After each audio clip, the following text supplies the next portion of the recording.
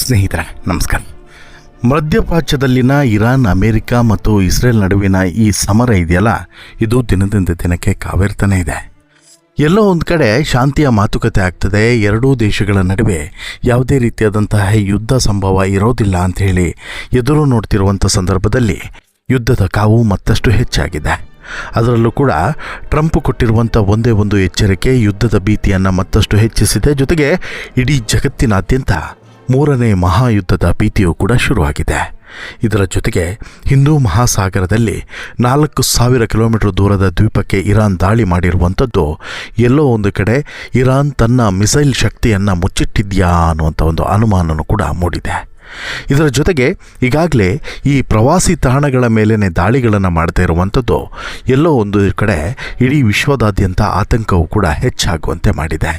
ಇನ್ನು Trump ಸೊಕ್ಕು ಮುರಿಬೇಕು, Trump ಅಹಂಕಾರವನ್ನು ಇಳಿಸಬೇಕು ಅನ್ನುವಂತಹ ಒಂದು ಜಿದ್ದಿಗೆ ಬಿದ್ದಿರುವಂತಹ ಇರಾನ್ ಈಗಾಗಲೇ ಶಾಂತಿ ಒಪ್ಪಂದವನ್ನು ಮೀರಿಯೂ ಕೂಡ ಈ ಸಮರವನ್ನು ಮುಂದುವರಿಸುವಂತಹ ಚಾಲೆಂಜನ್ನು ಹಾಕಿದೆ.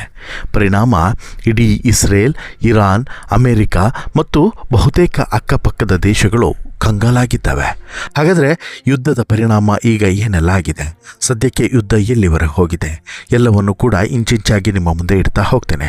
ಅದಕ್ಕಿಂತ ಮುಂಚೆ ನೀವಿನ್ನೂ ಕೂಡ ನಮ್ಮ ಚಾನಲನ್ನು ಸಬ್ಸ್ಕ್ರೈಬ್ ಮಾಡಿಲ್ಲ ಅಂದರೆ ದಯವಿಟ್ಟು ಕೂಡಲೇ ಸಬ್ಸ್ಕ್ರೈಬ್ ಮಾಡಿ ಸ್ನೇಹಿತರೆ. ನೋಡಿ, ಮಧ್ಯ ಏಷ್ಯಾದಲ್ಲಿ ನಡೀತಾ ಇರುವಂತಹ ಅಮೆರಿಕ ಇರಾನ್ ಸಂಘರ್ಷದ ನಡುವೆ ಈಗ ಇಸ್ರೇಲ್ ಆಲ್ಮೋಸ್ಟ್ ಆಲ್ ಒಂದು ರೀತಿಯಲ್ಲಿ ಕಂಗಲಾಗಿ ಕೂತಿದೆ. ಆ್ಯಕ್ಚುಲಿ ನಿಮಗೆ ಗೊತ್ತಿರೋ ಹಾಗೆ ಆರಂಭದಲ್ಲಿ ಶುರುವಾಗಿದ್ದು ಈ ಇರಾನ್ ಮತ್ತು ಇಸ್ರೇಲ್ ನಡುವೆ ವಾರ್. ಬಟ್ ಆದರೆ ಈಗ ಪರಿಸ್ಥಿತಿ ಬದಲಾಗಿದೆ. ಇಸ್ರೇಲ್, ಅಮೆರಿಕ ಇವೆರಡೂ ಕೂಡ ಒಂದಾಗಿರೋದ್ರಿಂದ ಇರಾನ್ ಈಗ ಒಂದು ರೀತಿಯಲ್ಲಿ ಈ ಎರಡೂ ದೇಶಗಳ ಬಗ್ಗು ಬಡಿಬೇಕು, ಸೊಕ್ಕನ್ನು ಅಡಗಿಸಬೇಕು ಅನ್ನುವಂಥ ಕಾರಣಕ್ಕೋಸ್ಕರ ದಿನೇ ದಿನೇ ಗಂಭೀರ ಸ್ವರೂಪವನ್ನು ಈ ವಾರ್ ಪಡಿತಾ ಇದೆ. ಈ ನಡುವೆ ಅಮೆರಿಕ ಅಧ್ಯಕ್ಷ ಡೊನಾಲ್ಡ್ ಟ್ರಂಪ್ ಅವರು ಶಾಂತಿ ಒಪ್ಪಂದದ ಸಾಧ್ಯತೆಯನ್ನು ಸ್ಪಷ್ಟವಾಗಿ ನಿರಾಕರಿಸಿದ್ದಾರೆ. ಈ ಹಂತದಲ್ಲಿ ಶಾಂತಿ ಒಪ್ಪಂದ ಅಗತ್ಯವಿಲ್ಲ ಅಂತೇಳಿ ಕಡ್ಡಿ ಮುರಿದಂತೆ ಹೇಳಿರುವಂಥದ್ದು ಎಲ್ಲೋ ಒಂದು ಕಡೆ ಮೂರನೇ ಮಹಾಯುದ್ಧದ ಭೀತಿಯೂ ಕೂಡ ಹೆಚ್ಚಾಗಿದೆ. ಇನ್ನೊಂದು ಕಡೆ ಪ್ರಮುಖವಾಗಿ ಇಡೀ ವಿಶ್ವಕ್ಕೆ ಈ ತೈಲೋತ್ಪನ್ನಗಳನ್ನು ಸಪ್ಲೈ ಮಾಡುವಂಥದ್ದು, ಕಚ್ಚಾ ತೈಲಗಳನ್ನು, ಗ್ಯಾಸ್ಗಳನ್ನು ಸಪ್ಲೈ ಮಾಡುವಂತಹ ಮಾರ್ಗ ಏನಿದೆ, ಈ ಮಾರ್ಗದ ಮೇಲೂ ಕೂಡ ಹಿಡಿತವನ್ನು ಸಾಧಿಸಿರುವಂಥ ಇರಾನ್ ಹೇಗಾದರೂ ಈ ಒಂದು ಹಿಡಿತವನ್ನು ಬೇರೆ ದೇಶಗಳು ತಪ್ಪಿಸಬೇಕು ಅನ್ನೋಂಥ ಪ್ರಯತ್ನವನ್ನು ಮಾಡ್ತಾ ಇದ್ದರೂ ಕೂಡ ಕೆಲವು ದೇಶಗಳು ವಿಶ್ವಾಸಕ್ಕೆ ತೆಗೆದುಕೊಂಡು ನಿಧಾನವಾಗಿ ಈ ದ್ವೀಪದ ನಡುವಿನಲ್ಲಿ ನುಸುಳಿ ಬರ್ತಾ ಇದ್ದಾವೆ. ಈ ಮೂಲಕ ಈ ದ್ವೀಪವು ಇರಾನ್ ಆರ್ಥಿಕತೆಯ ಪ್ರಮುಖ ಜೀವನಾಡಿ ಅನ್ನೋದರಲ್ಲಿ ಡೌಟೇ ಇಲ್ಲ. ಈಗ ಅಮೆರಿಕ ಇರಾನ್ನ ಈ ಪ್ರಮುಖ ತೈಲ ರಫ್ತು ಕೇಂದ್ರವಾದಂತಹ ಕಾರ್ಗ್ ದ್ವೀಪದ ಮೇಲೇ ಕಣ್ಣಿಟ್ಟಿದ್ದು ಈ ದ್ವೀಪದ ಮೇಲೆ ದಾಳಿ ಮಾಡುವಂಥ ಸಾಧ್ಯತೆ ಸ್ಪಷ್ಟವಾಗಿ ಕಾಣಿಸ್ತಿದೆ. ಅದಕ್ಕೆ ಕಾರಣವೂ ಕೂಡ ಇದೆ. ಕಾರಣ ಏನು ಅಂತ ಹೇಳಿದ್ರೆ ಇರಾನ್ ಮಾಡಿದಂಥ ಒಂದು ತಪ್ಪು. ಹೌದು, ಇರಾನ್ ಹಿಂದೂ ಮಹಾಸಾಗರದಲ್ಲಿ 4,000 ಕಿಲೋಮೀಟರ್ ದೂರಕ್ಕೆ ಹೋಗಿ ಅಲ್ಲಿ ಕ್ಷಿಪಣಿಯನ್ನು ಉಡಾಯಿಸಿದಂಥ ಪರಿಣಾಮ ಅಮೆರಿಕ ಈಗ ಕಾದ ಕೆಂಡದಂತಾಗಿದೆ. ನಿಗಿ ಅಂತ ಹೇಳ್ಬಿಟ್ಟು ಬೆಂಕಿಯನ್ನು ಉಗುಳುತ್ತಿದೆ. ಇರಾನ್ನಿಂದ 2,400 ಮೈಲು ದೂರ ಅಂದರೆ ಸುಮಾರು 3,800ರಿಂದ 4,000 ಕಿಲೋಮೀಟರ್ ಆಗ್ತದೆ. ಇಷ್ಟು ದೂರಕ್ಕೆ ಹೋಗಿ ಹಿಂದೂ ಮಹಾಸಾಗರದಲ್ಲಿರುವಂತಹ ಈ ಡಿಯಾಗೋ ಗಾರ್ಸಿಯಾ ದ್ವೀಪವನ್ನು ಗುರಿಯಾಗಿಸಿ 2 ಮಧ್ಯಮ ರೇಂಜ್ನ ಬ್ಯಾಲಿಸ್ಟಿಕ್ ಕ್ಷಿಪಣಿಗಳನ್ನು ಬಳಸಿ ದಾಳಿಯನ್ನು ನಡೆಸಿರುವಂಥದ್ದು ಎಲ್ಲೋ ಒಂದು ಕಡೆ ಅಮೆರಿಕದ ಒಂದು ಪಿತ್ತ ನೆತ್ತಿಗೆ ಇರುವಂತೆ ಮಾಡಿದೆ ಇರಾನ್ ಅಂತ ಹೇಳಿದ್ರು ಕೂಡ ತಪ್ಪಾಗೋದಿಲ್ಲ. ಇದಕ್ಕೆ ಪ್ರತಿಯಾಗಿ ಈಗ ಅಮೆರಿಕ ಕೂಡ ಏನಾದರೂ ಒಂದು ಮಾಡಬೇಕಲ್ವಾ? ಅದಕ್ಕೆ ಪ್ರತಿಯಾಗಿ ಈಗ ಒಂದಷ್ಟು ದಾಳಿಗಳನ್ನು ಮಾಡೋದಕ್ಕೆ ಆಲೋಚನೆಯನ್ನು ಮಾಡಿಕೊಂಡಿದೆ. ಇನ್ನೂ ಆತಂಕಕಾರಿ ಬೆಳವಣಿಗೆ ಏನು ಅಂತ ಹೇಳಿದ್ರೆ ಈ ಪ್ರವಾಸಿ ತಾಣಗಳ ಮೇಲೆ ದಾಳಿಯನ್ನು ಮಾಡಿರುವಂಥದ್ದು. ಹೌದು, ಮಸೀದಿಗಳ ಕೆಲವು ದೂರಗಳಲ್ಲಿ ಈ ದಾಳಿಗಳು ನಡೀತಾ ಇರುವಂಥದ್ದು ಎಲ್ಲೋ ಒಂದು ಕಡೆ ಈ ಭಕ್ತಿ ಕೇಂದ್ರಗಳನ್ನೇ ಈ ದಾಳಿಯ ಪ್ರಮುಖ ಕೇಂದ್ರ ಬಿಂದು ಮಾಡಿಕೊಂಡಿದ್ದಾರಾ ಅನ್ನುವಂಥದ್ದು ಒಂದು ಪ್ರಶ್ನೆ. ಎರಡನೇದು, ಪ್ರವಾಸಿ ತಾಣಗಳನ್ನು ಕೂಡ ಟಾರ್ಗೆಟ್ ಮಾಡಿದ್ದಾರಾ ಅನ್ನುವಂಥದ್ದು ಮತ್ತೊಂದು ಪ್ರಶ್ನೆ.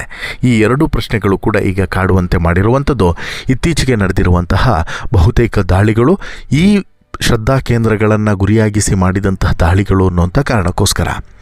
ಇದನ್ನು ಹೊರತುಪಡಿಸಿದರೆ ಇರಾನ್ ಈಗಾಗಲೇ ತನ್ನ ಬಳಿ ಇರುವಂತಹ ಶಸ್ತ್ರಾಸ್ತ್ರಗಳನ್ನು ಅಥವಾ ತನ್ನ ಬಳಿ ಇರುವಂಥ ಶಕ್ತಿಯನ್ನು ಎಲ್ಲೂ ಕೂಡ ಇಡೀ ಜಗತ್ತಿಗೆ ತೋರಿಸುವಂಥ ಕೆಲಸವನ್ನು ಮಾಡಲಿಲ್ಲ.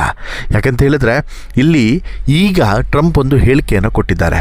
ನಾವು ನಮ್ಮ ಗುರಿಗಳನ್ನು ತಲುಪುವಂಥ ಹಂತದಲ್ಲಿದ್ದೇವೆ, ಹೀಗಾಗಿ ಇರಾನ್ ಮೇಲಿನ ಸೇನಾ ಕಾರ್ಯಾಚರಣೆಯನ್ನು ಕೊನೆಗೊಳಿಸುವಂತಹ ಯಾವ ಆಲೋಚನೆಯಲ್ಲೂ ಕೂಡ ನಾವಿಲ್ಲ ಅನ್ನುವಂಥ ಮಾತನ್ನು ಹೇಳಿದ್ದಾರೆ. ಅಂದರೆ ಅವರ ಲೆಕ್ಕಾಚಾರ ಏನು, ಇರಾನ್ ಆಲ್ಮೋಸ್ಟ್ ಆಲ್ ಈ ಯುದ್ಧವನ್ನು ಸೋತಿದೆ, ನಾವು ಈ ಯುದ್ಧವನ್ನು ಗೆದ್ದಂತಾಗಿದೆ ಅನ್ನುವಂಥದ್ದು ಅವರ ಲೆಕ್ಕಾಚಾರ. ಬಟ್ ಅವರಿಗೆ ಇನ್ನೂ ಕೂಡ ಗೊತ್ತಿಲ್ಲ ಇರಾನ್ ಬಳಿ ಇಂತಹ ಗುಟ್ಟಾಗಿರುವಂಥ ಅದೆಷ್ಟೋ ಉಪಕರಣಗಳು, ಈ ಶಸ್ತ್ರಾಸ್ತ್ರಗಳು ಇದ್ದಾವೆ ಅನ್ನೋದು ಬಹುಶಃ ಇನ್ನೂ ಕೂಡ ಟ್ರಂಪ್ಗೆ ಅರ್ಥ ಆದಂತಿಲ್ಲ. ಈಗಾಗಲೇ ಜಗತ್ತಿನ ಮುಂದೆ ಕ್ಷಿಪಣಿಗಳ ಅಸಲಿ ರೇಂಜನ್ನೇ ಇರಾನ್ ಮುಚ್ಚಿಟ್ಟಿದೆ ಅಂತ ಹೇಳಿದ್ರೆ ಅದರ ಬಳಿ ಇನ್ನೆಷ್ಟು ಈ ಆಘಾತಕಾರಿ ಆಯುಧಗಳು ಇರಬಹುದು ಅನ್ನೋದನ್ನು ಜಸ್ಟ್ ಇಮ್ಯಾಜಿನ್ ಮಾಡ್ಕೊಳ್ಳಿ.